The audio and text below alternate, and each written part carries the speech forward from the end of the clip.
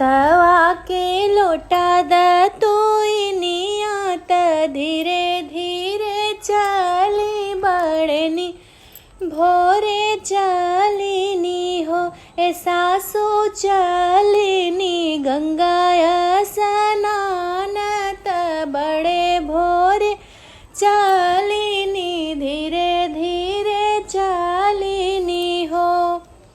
हथवा में लोटा द तोई नियात बड़े भोरे चलिनी बड़े भोरे चलिनी हो ए सासू चलिनी गंगा स्नानवा त धीरे धीरे जाई त माई के मनावाई हो। तू तो त जाबू मोरी सासू त गंगा स्नानवा त व्रत तू रखब्यू त व्रत तू रखब्यू हो ए सासू हमहू जे करबै बरतिया त जितिया के व्रत भुखबै जितिया के व्रत भुखबै हो ए सासू हमहू दे करबै बरतिया त जितिया के व्रत भुखबै जितिया के व्रत भुखबै हो। के का बिना होई सासू गंगा स्नान बड़े भोरे स्नान बड़े भोरे नी हो ए सासू के का बिना व्रत रखाई त हमहू जे करबै त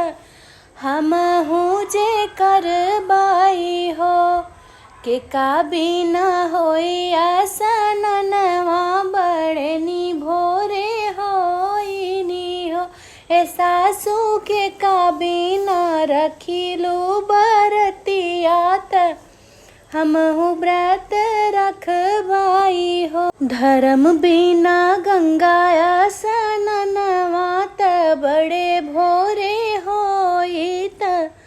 बड़े भोरे होइनी हो ए बाहू पुत्र बिना जितिया के बरतिया त बहुत नीक लागै त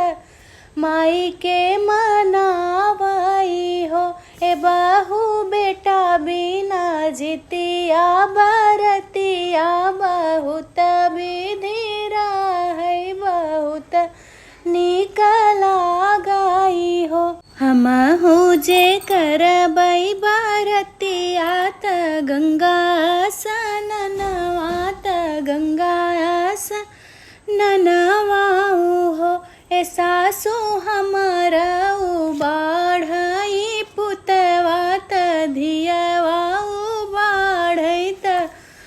नजर भल सोहाई हो ए सासू बाढ़ई पुत के उमरिया बहुत नीक